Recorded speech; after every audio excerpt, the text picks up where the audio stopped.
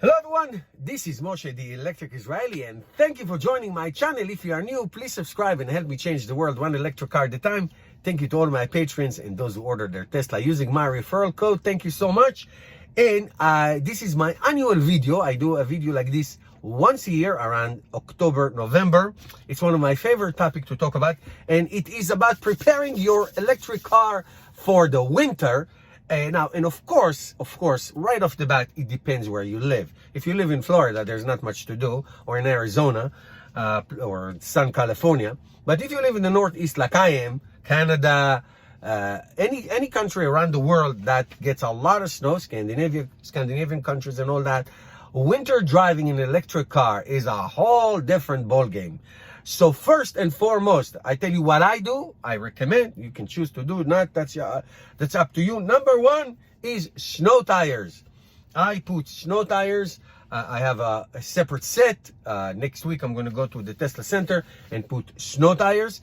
The effect on range is It is going to have less range because of the way the tire is structured.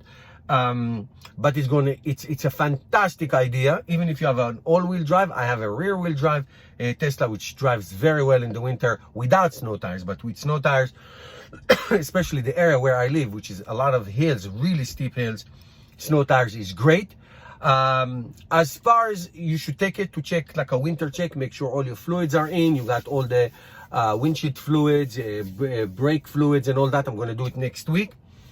Also know that the heating system, and I'm going to give you my example, share with you my experience with 3 electric cars, 2 I own now and 1 I used to, in terms of the quick heating system, how quickly does it heat. And I can tell you my Chevy Volt is the least. It's very erratic. Once it gets going, it gets going. But it does take a long time for it to get going. It is a friction system. It's not a a heat pump that it does take time.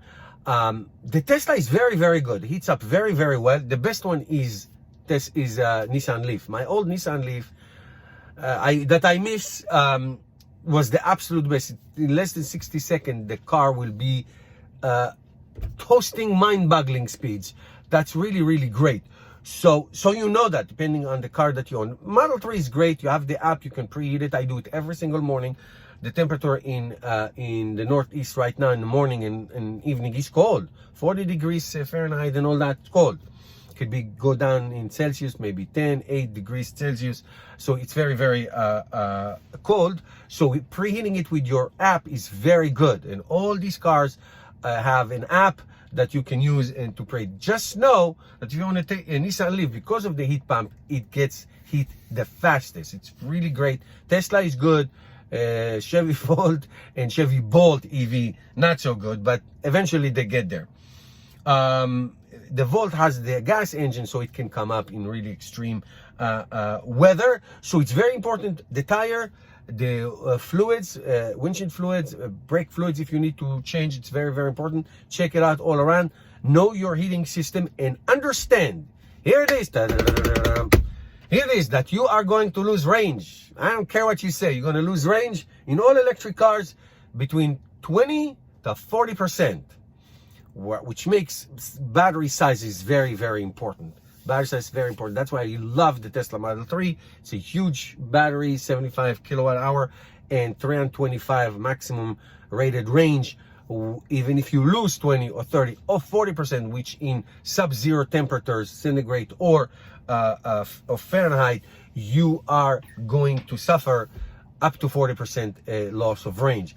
And a 40% could be 40, 80, sometime 100 miles. Okay, so on a full charge in my Tesla, let's say 300 miles, you may get real world of 200 miles. That's 33%, and you can get even more, depending on your speeds, elevations, and temperature, which is the most important thing. So get yourself ready, know what to expect, plan ahead, charge your car, preheat it when it's plugged, which is a very good idea, and everything is going to be all right. Who said that? Doc Brown from Back to the Future. Thank you guys for watching. Give me a thumbs up. See you tomorrow.